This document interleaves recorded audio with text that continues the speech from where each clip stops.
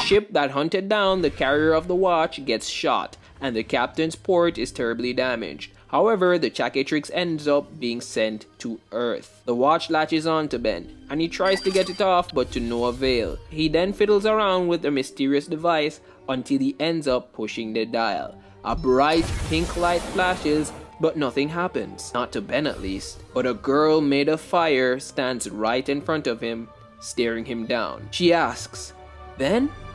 Is that you?" Ben looks on in confusion. What is this? What's happening here? He wonders to himself. The flaming girl scoffs at Ben, looking at him as a waste of time. Ben asks bluntly, "What kind of ugly fire thing are you?" This upsets the fire girl and she bursts out into a tantrum. The fire embers scatter everywhere, when suddenly Gwen stumbles on this strange flaming woman screaming at Ben. She lunges in and sprays her down with the fire extinguisher, but she just keeps on blazing. Grandpa Max arrives on the scene and he realizes exactly what this flaming girl is, and he does his best to calm her down, putting her at ease. As she recalls her flames to herself, he asks her what is her name, and she tells them that her name is Pyra, and that brat pisses her off.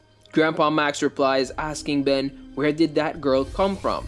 And Ben replies that he came from this watch that he just found. Max looks puzzled, but he tries to get everyone together to figure this thing out. However, on the other side, an injured Vilgax has recognized the watch's activation and sends 4 drones to hunt down this new device. Meanwhile, Ben, Gwen, Max, and Pyra talk, asking Pyra about her past. She says she doesn't have one. She was born today and she knows it. A loud beeping goes off and she returns to the watch. They all find it weird.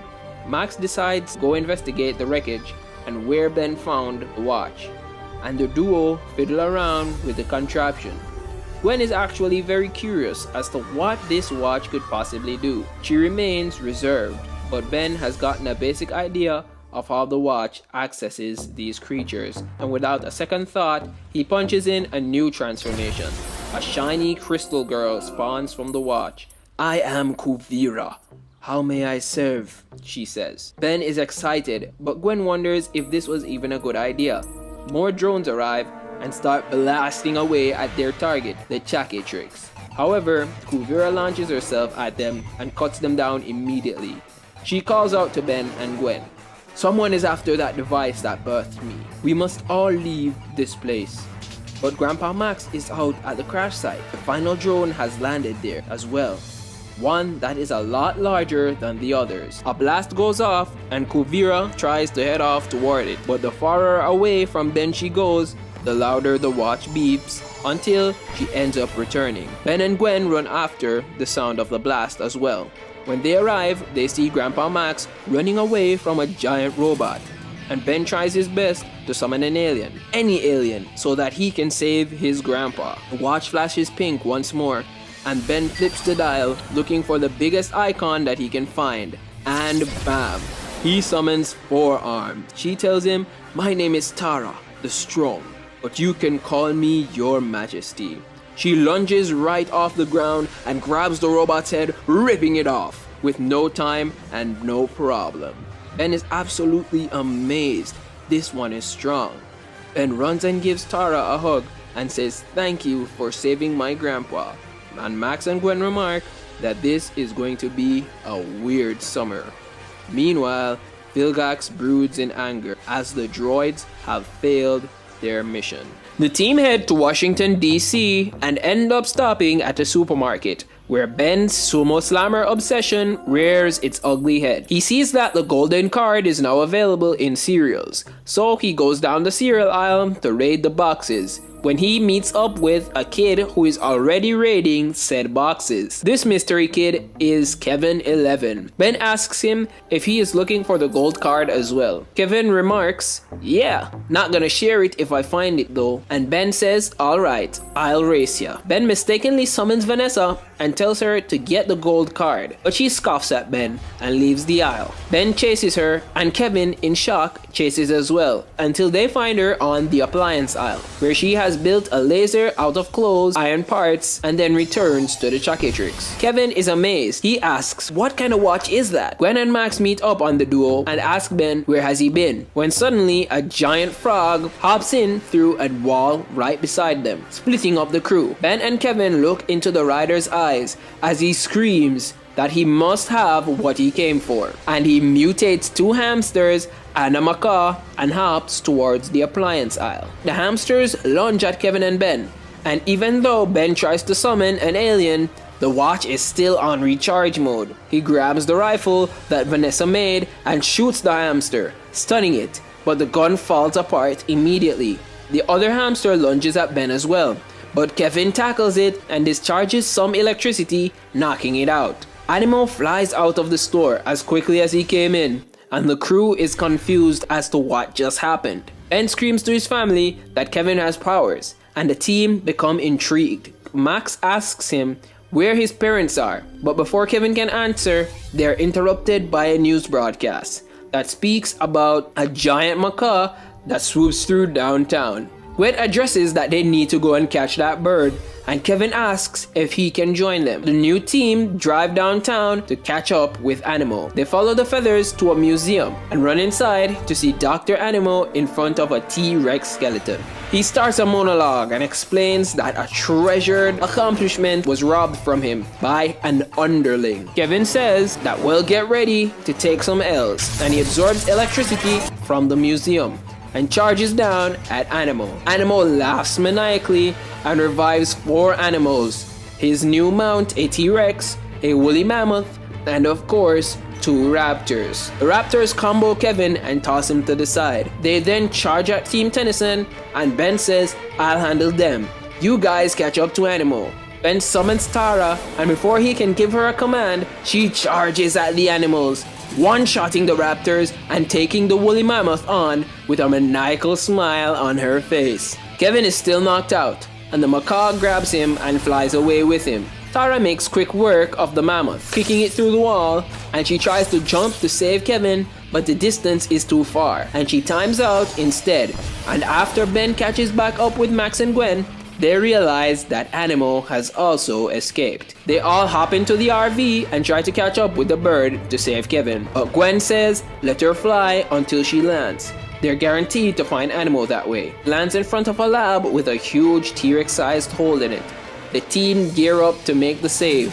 The macaw tosses Kevin out the window, but Grandpa Max and Gwen are there to save him, while Ben and Accelerate speeds into the building. As Animo's pet is about to devour an innocent scientist, Janet saves him in a nick of time. A battle ensues, and Janet is able to win out on a very small margin, taking down Animo and sending him to jail. Kevin and the rest of the crew have a short talk, and Max offers to Kevin, why don't you come with us? Kevin's eyes light up and he joins the crew for this road trip journey. The team arrive at the retirement community to visit Aunt Vera, where Ben, Gwen, and Kevin expect it to be a very boring venture. However, this retirement home is beside a lake where the Friends of Fish are conducting some research. But that's not the strangest thing happening, as Ben spots an old man watching him from a window, twisting his head in an abnormal way. They all sit in around the dining table and eat some very odd healthy foods, when Ben decides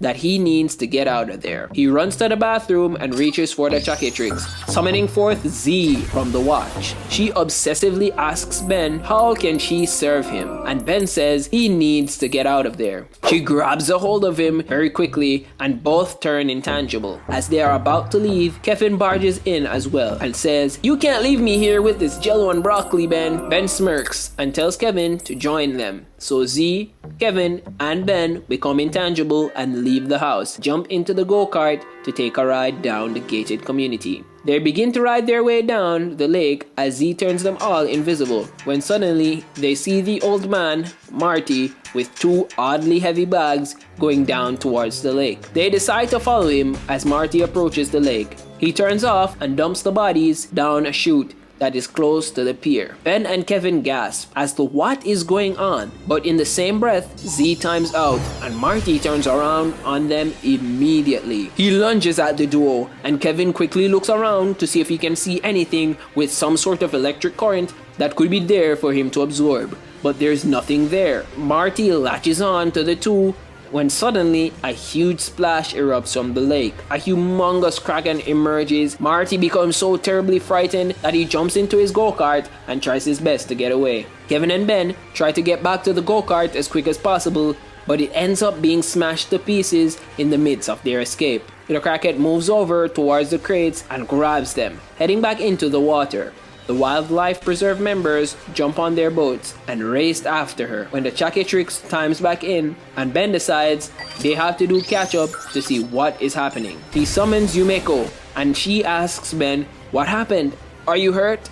What's going on?" Ben tells her that they need to catch the boat and Kevin remarks that he needs to catch Marty. Ben argues that they can't do both and Yumeko agrees. She reforges the go-kart but her color turns red, as Yumedo becomes the one in control now, and she says, "Let's go get this old coot." They jump into the go-kart and follow Yumedo's lead, trying to catch up to Marty, but he takes a sharp turn and ends up disappearing. The duo return home and tell Grandpa Max about what's happening, but it was too late. Max tells them that it's best they sleep on it and investigate tomorrow morning. The next morning, they wake up to see Aunt Vera acting very strange and Grandpa Max being nowhere to be found. Kevin and Ben's suspicion peak and they decide that they have to take action immediately. So Ben, Gwen, and Kevin aim to get to that trap door that was near the lake.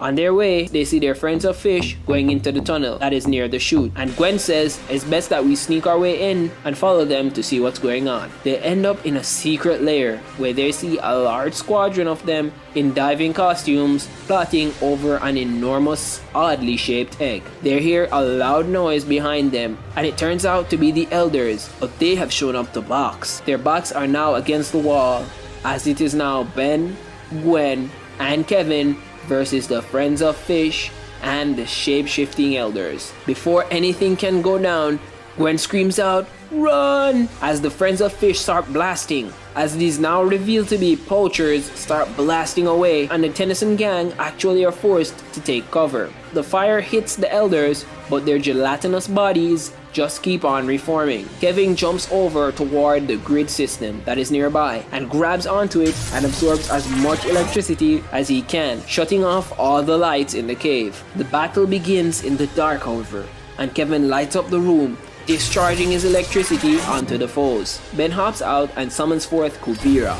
She quickly analyzes the situation and jumps after Kevin. She grabs him from out of the fray and then hops away, creating a diamond wall as they all escape. They go deeper into the cave where they meet up on the elders that were taken in large green pods. How will they be able to free them? Kuvira actually says that this is a job for Vanessa and times herself out as the trio now await the watch to time back in so that they can get Vanessa on this. Vanessa is summoned and they ask her what can they do to free the old folks. She looks at the pods and notes that they are unfamiliar, but chances are that they might burst when water touches them. The poachers break in with this last remaining giant egg, along with the shapeshifters, and all three groups are in the room at the same time. When suddenly, the ground begins to rumble. Vanessa shouts to get to higher ground as the team run up the inclinations in the cave as fast as they can.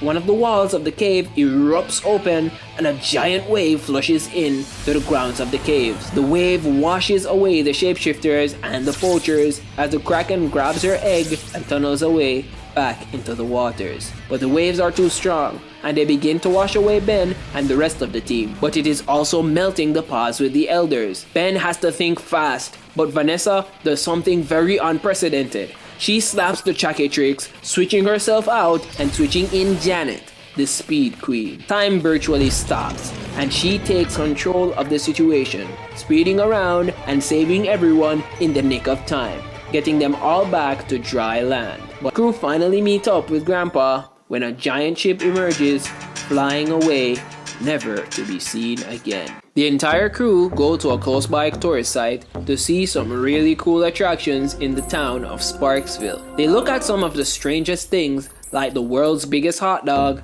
and all sorts of awesome stuff. But looming above them is Vilgax and a trio of very skilled warriors conversing with him, being told to go and collect the chaquetrix for him immediately. Meanwhile, Ben and the rest of the crew are relaxing and taking it easy when they meet on the town's top attraction, It. They walk down this dark hallway until they meet up on the anticlimactic rubber ball. The gang is unimpressed, but they decide to toy with it nonetheless. Ben flips the chaquetrix dial and brings out Wildmutt, or Alexandra as we know her, but she doesn't care much for it and she falls asleep. Kevin says, "I'm pretty sure that he can move it." He runs towards the ball and tries to absorb the rubber, but the team laugh at him, remarking that Kevin can't absorb rubber, but the rubber actually starts to change his skin and he begins to absorb the material, and the team end up becoming very shocked. However, the rubber holds a secret, and that secret begins to leave the ball as well. Suddenly, a giant mechanical crab, 6'6", and a mysterious warrior burst through the wall, each with their eyes set on the chaquetrix. Kevin, being the bold kid that he is, punches on 6'6" and lands a powerful blow, but his punch has an electric charge to it, and that leaves Kevin confused. The crab and the mystery warrior land and move in on Ben and Gwen. Ben shouts out to Alexandra to help them as the mechanical crab gets closer. Alexandra breaks his guard, knocking him away with force, and a 1v1 with this mysterious warrior commences, but Alexandra ends up being pummeled to the ground by the mysterious warrior as she is timed out. Ben starts to panic, and then he remembers that he has his phone on him. He tosses it to Kevin and beckons to him to get out of here. Kevin catches it quickly.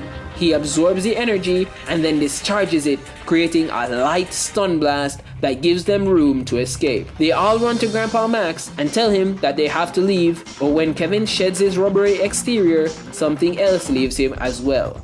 A tiny dwarf electric alien, the Megawatt. It ventures into the city quickly like a spark of lightning, and when it meets up on the hunting trio, it decides to make them its new plaything. The crew drive away as fast as they can.